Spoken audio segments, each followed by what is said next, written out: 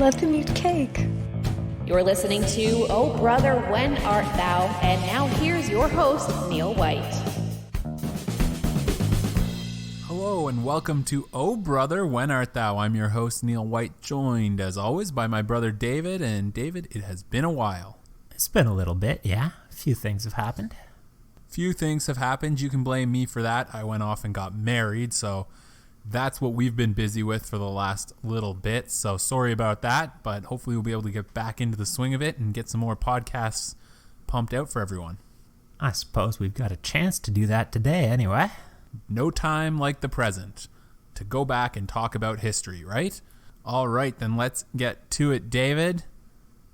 I have to ask you the question that we always ask to start the podcast. It's in the title. Oh brother, when art thou? Neil, it's February 6th, 1904. Admiral Togo, commanding the Japanese fleet, has summoned his senior officers together for a briefing on his flagship, the Mikasa.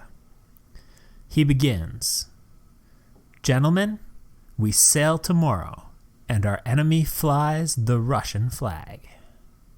Then he outlines the audacious plan. The Russo-Japanese War will begin with a surprise attack on the headquarters of the Russian Pacific Fleet at Port Arthur. All right, David, stop me if I've heard this one before. A surprise attack from the Japanese in the Pacific Theater. We're before the one you're thinking of. This is 1904. So quite a ways before. But yes, there's a certain historical rhyme there between one very famous Japanese surprise attack and this somewhat lesser known one. Of course, the other one is the attack on Pearl Harbor, which brought the Americans into the Second World War. But like you said, we're 1904, so well before the Second World War. So David, what are the Japanese up to here? Why are they attacking the Russians? This all comes back to colonialism. The Russians didn't get a big colonial empire like the British and the French carving up Africa. And around the turn of the 20th century, around 1900, they were sort of feeling, I don't know, maybe envious and looking to snag a few extra territories. And they conquered what is the modern region known as Manchuria, mostly in modern-day China, as a random place on the map to seize and make Russian. But the Japanese were also looking to get into the empire game and conquer a few people, and they'd just conquered Korea at this point. And they'd been looking at Manchuria, and this brought the two empires into conflict, both of them accusing the other of moving too far, seizing territory in Manchuria that they were not responsible for or allowed to do. And so there was this long period of escalating tensions over the definition of this mostly unpopulated border, not helped by the fact that the people who actually lived there were mostly nomads who would follow their flocks. So they would move across the border all the time, which made it hard to define who belonged to what nation.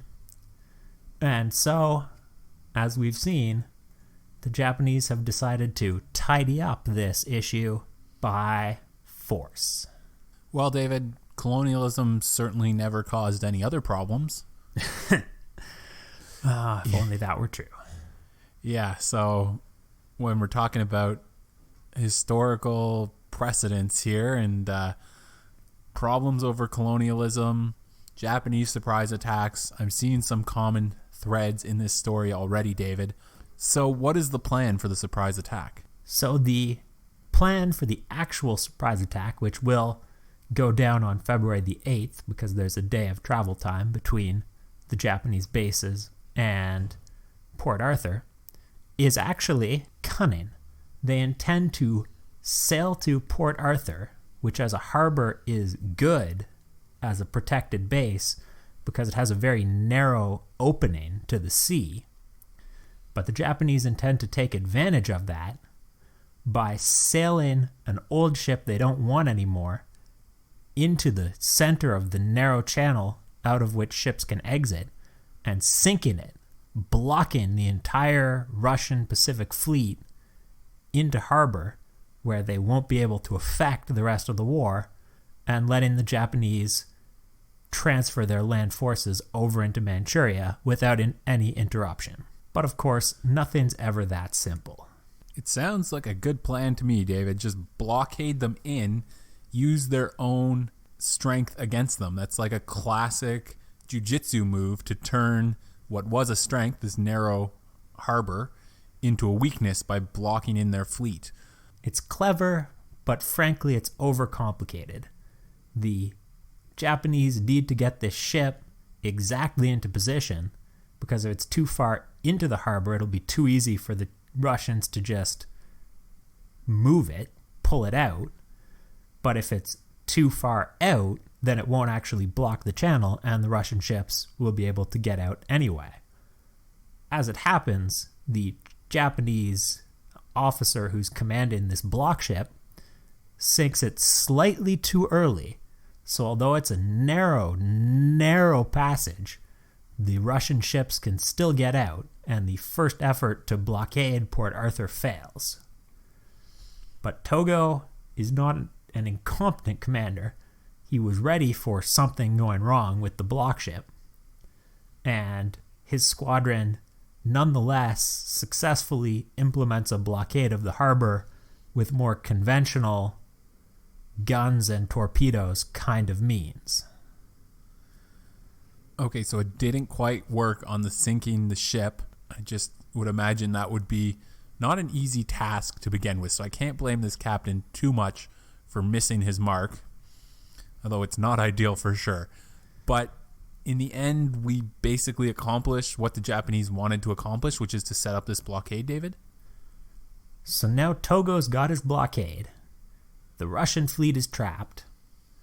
The Japanese army is transferred over into Manchuria and launches bold, rapid assaults, which are quickly overrunning much of Manchuria, but they're also outrunning the Japanese supply line. So the advance is falling apart, not so much because of the Russian defenses as the Japanese logistics running out.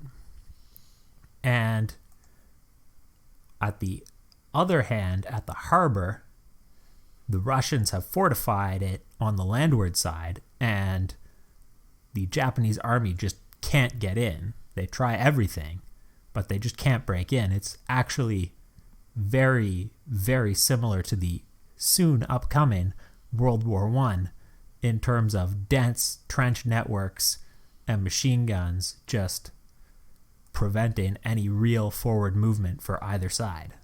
Well, we know how that ends up working out in World War I, David. 4 years of stalemate and two armies really never moving very far. Do the Japanese have a plan to try and get through this, to try and break through these Russian defenses?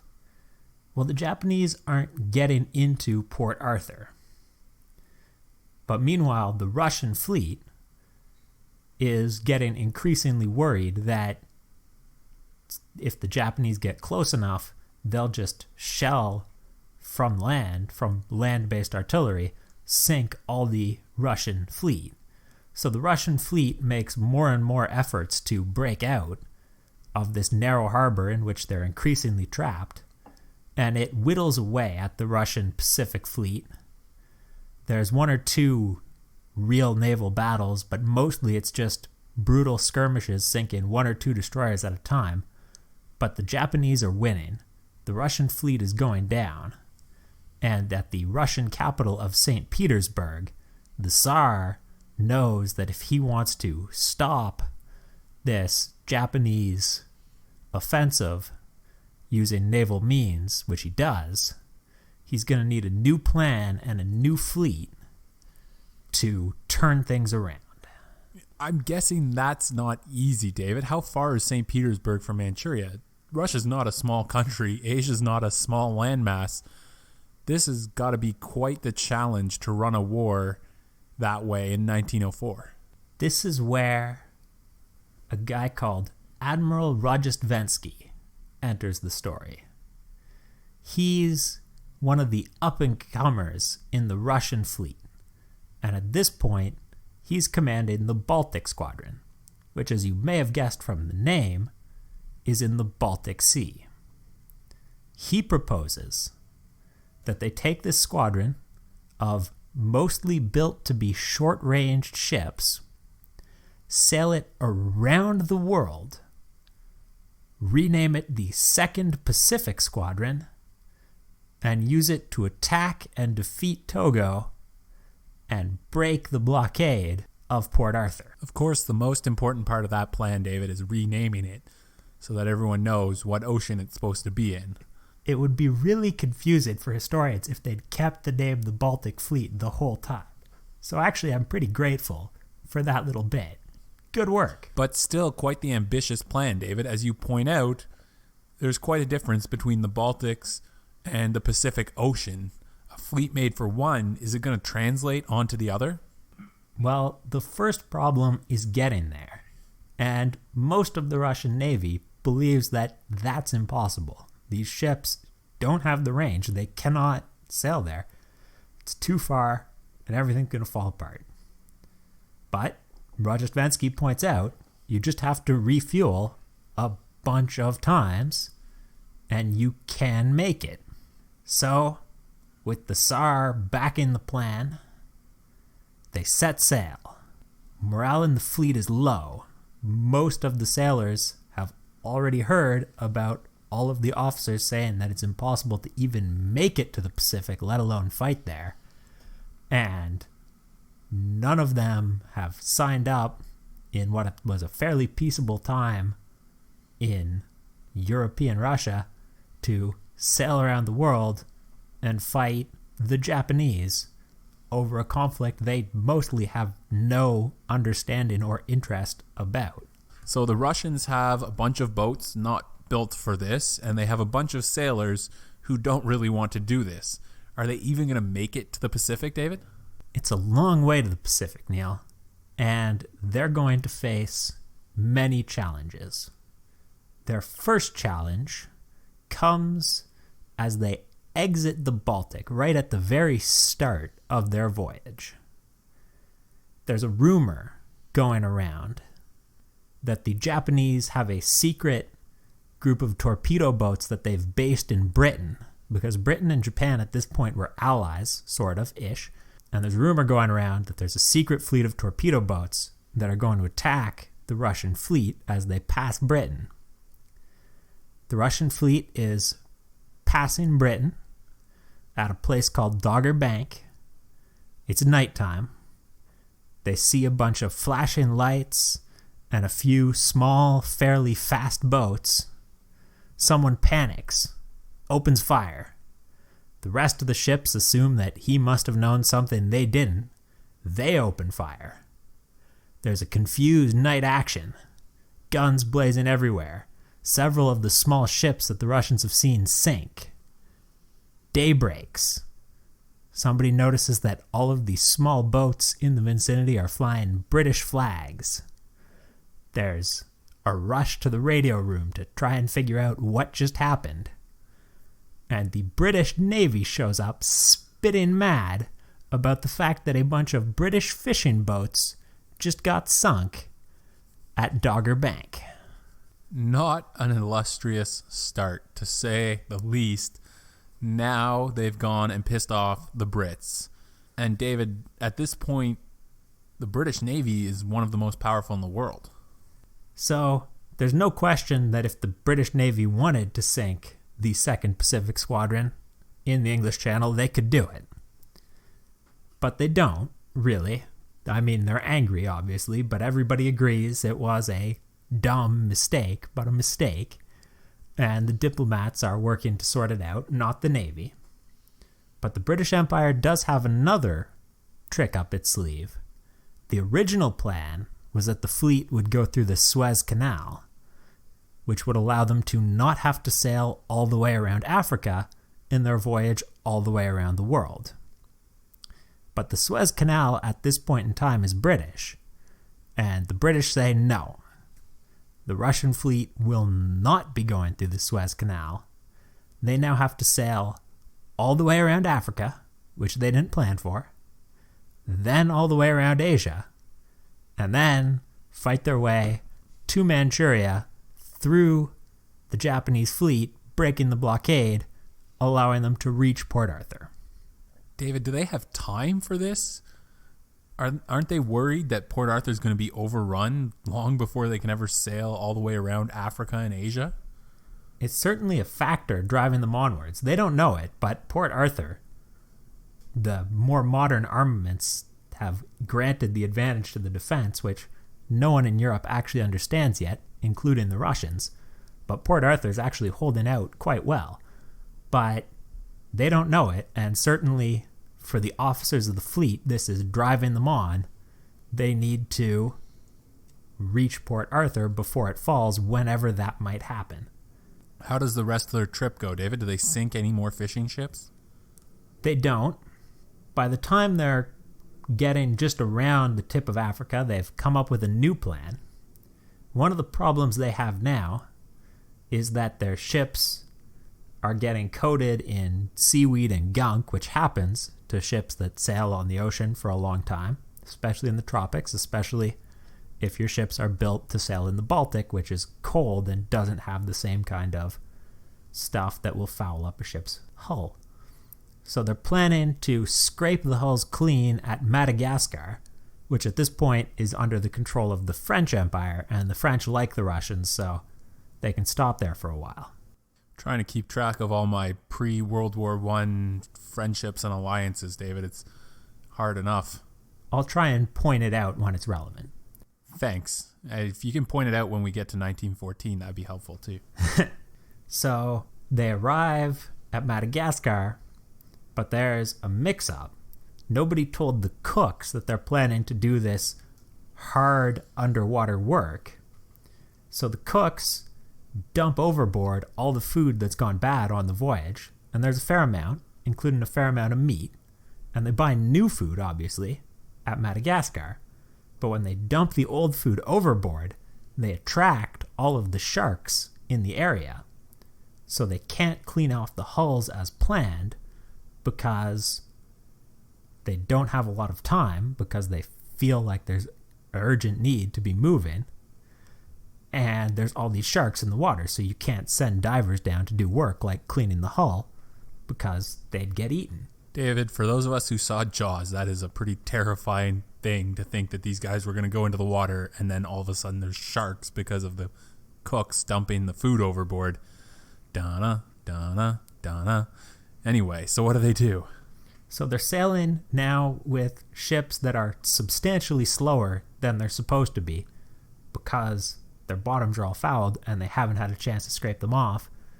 But they just decide, whatever, it's fine. We can't stop now. Have to keep going. We're running low on coal because these are big steamships that need coal for fuel. So they keep moving, and amazingly, they make it all the way to Vietnam. Also French. French are still friendly. They stop at Cam Ranh Bay, which was the major French naval base in Vietnam. And later on, when the Americans take over from the French for a little bit, will be the major American naval base in South Vietnam. Not really relevant, just interesting. But they reach Cam Ranh Bay and start prepping, doing their final coaling, and they're finally going to do the cleaning the bottom of the hulls thing that got delayed. And just generally, this is the final getting ready before the big showdown. Don't tell me something goes wrong here, too. So we got to start with William Donald. William Donald is an Australian journalist. He's doing the Vietnam, well, they called it Indochina at the time, beat for the Daily Telegraph. They send him a cable saying, we've heard rumors that the Russian fleet that everybody in England is talking about because it sank a bunch of English fishing boats for some reason is in Indochina. Go find it. And in theory, this is supposed to be a military secret, and the French are supposed to be keeping everybody from finding this fleet, but they don't stop William Donald, who sails right into Cambrai Bay on a civilian steamship looking for officers who are willing to do interviews. Well, that's a good intrepid journalist there, David, walking right into a state secret. The French have been keeping this a secret because they don't want to annoy the British, who are still not happy about this whole Russian fleet thing.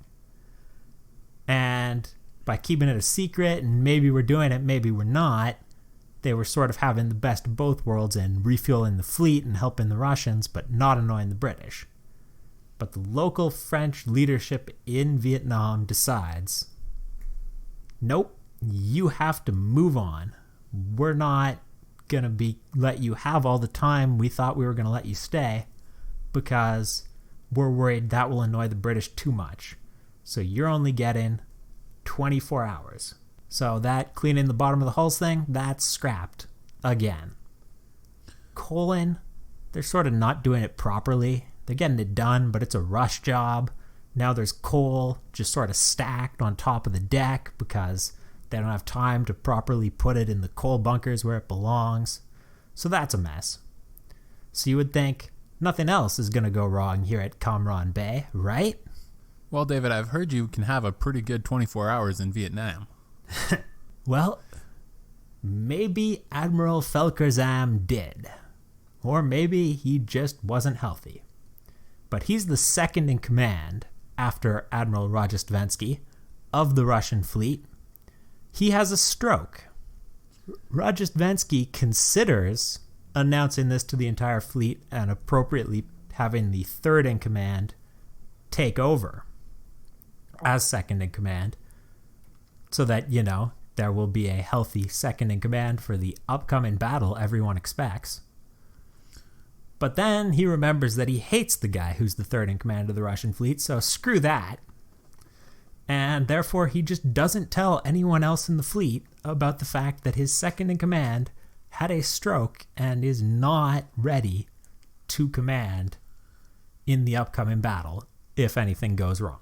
Yeah, chain of command, usually a pretty big deal in military circles. That doesn't seem like a small oversight for a navy to make, but I guess that's how it goes when you hate the guy who's third in command. Now they've got two options. Sail north around Vietnam in a wide loop, which means that they are in the open sea and hard to find for the whole way to Port Arthur, but also means going a lot farther, which is hard for their ships to begin with, and with the fouling and with the improper coaling from getting rushed out of Vietnam, they're not sure if they can make it. So the fleet officers decide to go with option 2, sail straight down the Tsushima Straits between Japan and China. It's narrower water. The chance that the Japanese will be able to find them is a lot higher, but the distance is shorter. If they can move fast enough, maybe they can make it to Port Arthur before they're intercepted. David, it seems almost inconceivable that they've made it this far. And I guess they wouldn't even know if Port Arthur's still Russian or if the Japanese have overrun it yet. They do have radios.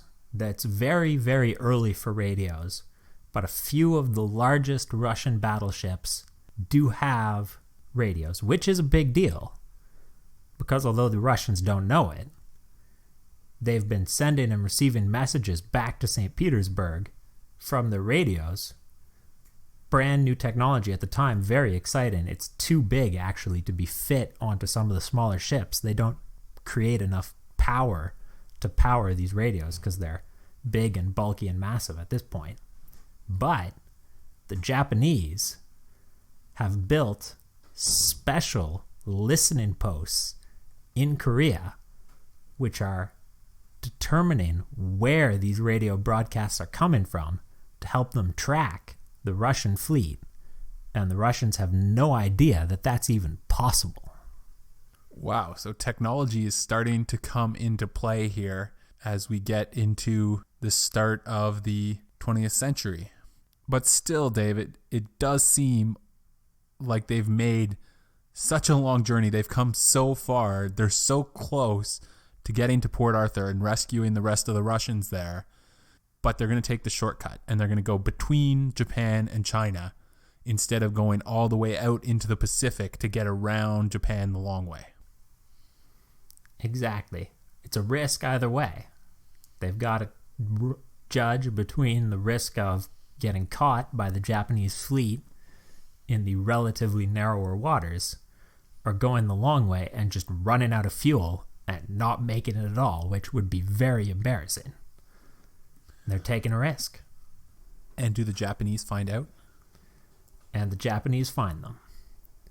And here's where all the struggles, all the efforts, sailing the 2nd Pacific Squadron all the way around the world, and then they come face to face with the Japanese fleet still under Admiral Togo, and in approximately 2 hours he sinks the entirety of the Russian 2nd Pacific Squadron, every last ship, to the bottom of the Tsushima Straits. And the defeat is so devastating for the Russians that they will actually sue for peace. And the American president at the time, Teddy Roosevelt, will run negotiations between Russia and Japan, which will lead to a peace treaty ending the war, which is widely considered to be a victory for the Japanese. David, they came so far. They got through so many problems, but they made the wrong decision right at the end and ran right into the teeth of the Japanese. Did the radio stations end up playing a part in this, David? Was it because of the Japanese listening in to the Russian radio signals back to St. Petersburg that they were able to find this fleet? It's hard to say, Neil. Everything ultimately depended on whether the Japanese could find the Russian fleet or not. Whether this bit of innovative radio intelligence was what did it, or whether it was just good Japanese scouting by their destroyer captains doing very conventional naval tactics that Admiral Nelson would have been perfectly familiar with, searching for, or even the decision by the Russians to risk the strait. Maybe they could have made it in the open Pacific Ocean even with radio intelligence. Everything adds up, everything plays a role, but ultimately doesn't really matter. They got caught. That's what it comes down to. The fleet sinks, Russia loses the war. There's actually a Russian Revolution in 1905 because the people are so upset about the fact that they got beaten by the Japanese and the government seems totally incompetent. It's a disaster for Russia that they will not have recovered from by the time that the First World War starts and the Russian Empire falls. Wow, David, quite the story. It had some foreshadowing of what was to come in the First World War with defensive weapons and trench warfare. It had some foreshadowing of what was to come in the Second World War with the Japanese surprise attack.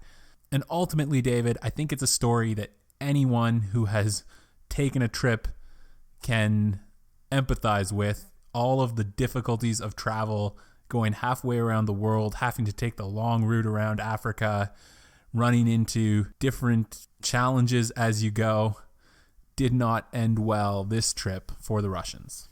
Okay, I don't know if every family's vacations feel like you're going halfway around the world, mostly because you made a stupid mistake at the start. But yes, I can empathize with the Russian 2nd Pacific Squadron and their odyssey, and even a little bit with the disaster at the end that comes with the fact that ultimately maybe it was a stupid plan to begin with. Yeah, don't take that shortcut. Never take the shortcut, eh, David? Too many family vacations, bringing back all those memories. Long road trips, huh? A little bit. There's always something to learn from history, David. If you enjoyed this episode, make sure to like us, subscribe on whatever your podcast app of choice is, so that you can listen to future episodes. We won't be so long to get the next one out to you, so make sure you subscribe and we'll get that next episode to you a lot quicker. And David, I think if people liked this episode, they might also like episode 34, The Admiral and the Ambush. This is about Japan, again, naval warfare, but goes a little differently for the Japanese. Don't want to spoil it more than that, so go give a listen to episode 34, The Admiral and the Ambush. David, we always like to end with a quiz. Are you up for a quiz today? I could handle a quiz, Neil. Of course, the big news in the world is COVID-19, the coronavirus, causing trouble right around the world right now. It is a global pandemic. We hope everyone out there is staying safe, taking care of yourself, taking care of those around you. And I thought maybe we'd have a little bit of history about pandemics today with our quiz, David. All right. It's a simple quiz, over or under. I'm going to give you a number. You tell me whether the answer is over or under that number. For example, first question, over or under 30, the average age of people who died in Canada and the US during the 1918 Spanish flu pandemic. Was the average age over or under 30? If I recall correctly, the Spanish flu pandemic is infamous partially because it was so lethal to relatively young adults as opposed to conventional pandemics, which mostly affect the elderly, unfortunately. So I'm going to guess under, even though it's a little counterintuitive. You're right, David. It is under, and you're absolutely right that the Spanish flu was particularly bad for younger people. People 20 to 40 were particularly susceptible, and the reason for that remains a mystery to this day. All right, David, next question. Over or under 5, the number of times the Black Death or the bubonic plague returned to England between 1348 and 1405. Under or over 5 times? At the height of the Middle Ages, I'd have to say over, Neil. You're right, it was over. It was 6 times between 1348 and 1405 that the Black Death ravaged England. Next question, over under 5 again, David. How many influenza pandemics have there been in the last 100 years? Influenza pandemics in the last 100 years. Ooh, over or under 5? I honestly have no idea. I'll guess under. You're right, David. It is under. I'm cheating a little here. The first one will count the Spanish flu in 1918. I realize that's just a little over 100 years, but close enough. 102 years. So sue me.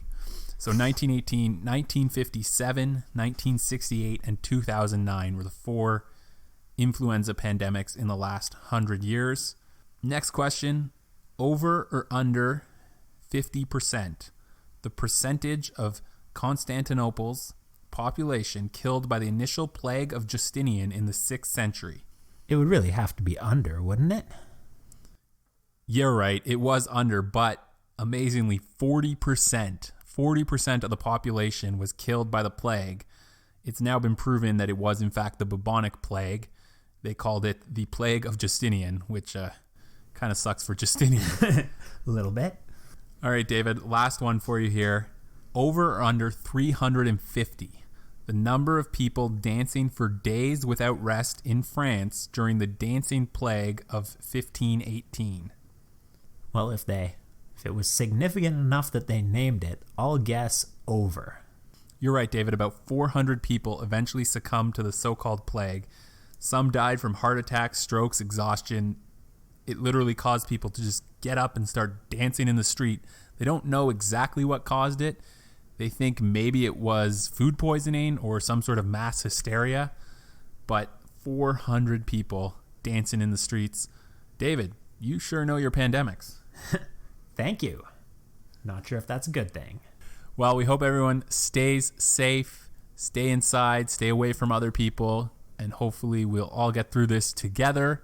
Thanks for playing along, David. Always happy to, Neil. And thanks for listening. And wash your hands.